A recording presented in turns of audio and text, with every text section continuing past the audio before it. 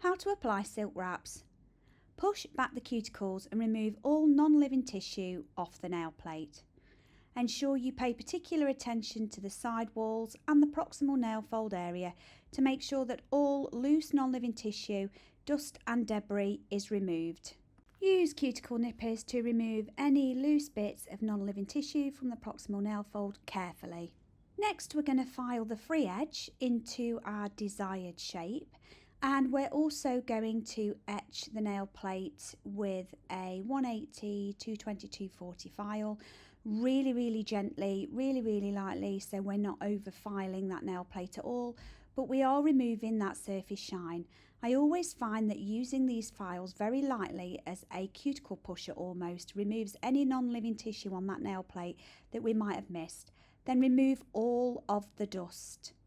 Cleanse with your chosen dehydrator and ensure all dust, dirt, debris and oil is removed from the nail plate. Next, we're going to measure our silk wrap. We do this by placing the wrap at the free edge of the nail and measure sidewall to sidewall and cut a strip just slightly shorter than the width of the natural nail. Then what we're going to do is cut the shape of the cuticle into the bottom of the silk wrap using our scissors. Scissors must be sharp and straight. Just double check that fit as well. Once you've done that, peel back the silk from the backing paper, trying not to over touch the adhesive underneath, otherwise it won't stick. Using light pressure and your scissors, pop it into place, remove the backing paper. Use the backing paper to smooth the silk onto the nail. This will stop any oil or grease or dirt contaminating your silk. Make sure that there are no creases or air bubbles in your silk and that it is not touching the cuticle area or the side walls of the nail.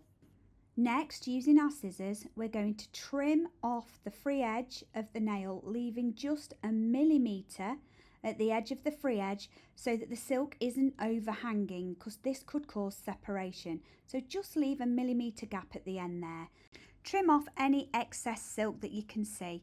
This will stop any lifting happening. Give it a final smooth if required. Grab your edge resin. What we're aiming for here is to cover the silk in resin until the silk goes transparent. This could take 2 to 3 very thin layers of resin. Please do not try and apply the resin too thickly, as it will not air cure correctly. If you need extra layers, make them thin until the silk is no longer visible. Wait for each layer to dry until you continue with the next layer.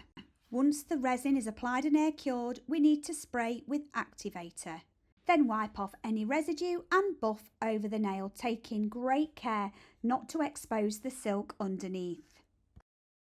Remove the dust, and if you feel that the nail needs another layer of resin to make it a little bit thicker and more structurally sound, then you can do this now. Try not to make the nail overly thick because the resin will crack and break. Once the resin has air cured again, we can activate, wait for that to set, and then wipe off any residue and buff again before we go in with our chosen top.